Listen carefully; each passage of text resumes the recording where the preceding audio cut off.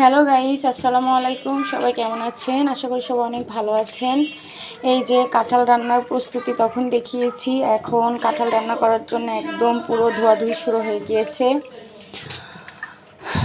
কাঁঠালটা ধুয়ে এখন হাঁড়ির মধ্যে রাখতেছে। এই যে আমাদের এক হাঁড়ি কাঁঠাল ধোয়া হয়ে গিয়েছে, বিশাল বড় একটা কাঁঠাল কাটছিল, ধোয়া হয়ে গিয়েছে। এখন কাঁঠাল রান্না করার জন্য এখানে এলাচ আর কি দিবা, ওই এখানে এই যে ডাল দিয়ে দিয়েছে, আর এলাচ আর জিরে বাটবে। এলাচ জিরে ধনে এগুলো বেটে দেবো। এলাচ জিরে ধনে এগুলো হচ্ছে বেটে তারপরে দিবে। বন্ধুরা দেখেন কতগুলা ধনিয়া জিরা এরালা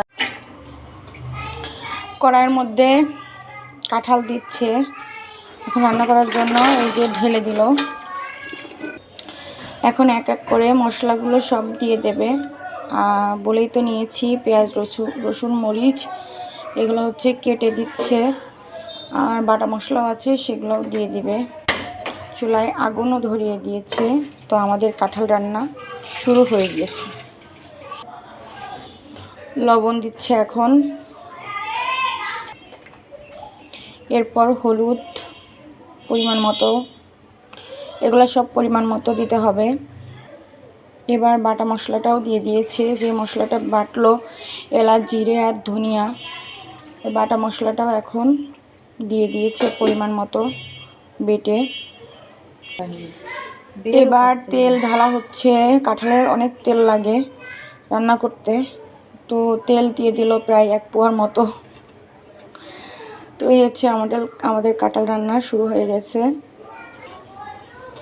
এখন হচ্ছে কাঁঠালটাকে নাড়ছে, নেড়ে একদম মশলাটা মিশিয়ে দেওয়া হচ্ছে। এভাবেই হচ্ছে কাঁঠাল রান্না হওয়া পর্যন্ত আমরা অপেক্ষা করব। হাই বন্ধুরা, দেখেন আমাদের কাঁঠাল রান্নার ফাইনাল লুক। কাঁঠাল কিন্তু রান্না অলমোস্ট ডান। হালকা একটু দমে রাখতে হবে 5 মিনিটের মতো। তো দমে রাখলেই কিন্তু একদম পুরোপুরি কাঁঠালটা খাওয়ার উপযুক্ত হয়ে যাবে।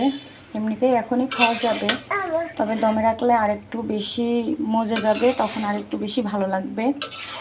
তো দেখতে থাকেন আমাদের ফাইনাল লুকটা কেমন আসে। এই যে আমাদের কাঁঠালের একদম ফাইনাল লুক, এই দেখতেই পাচ্ছেন। এখন পরিবেশন করতে হবে, খেতে হবে। সবাই ভালো থাকবেন, সুস্থ থাকবেন। আল্লাহ হাফেজ।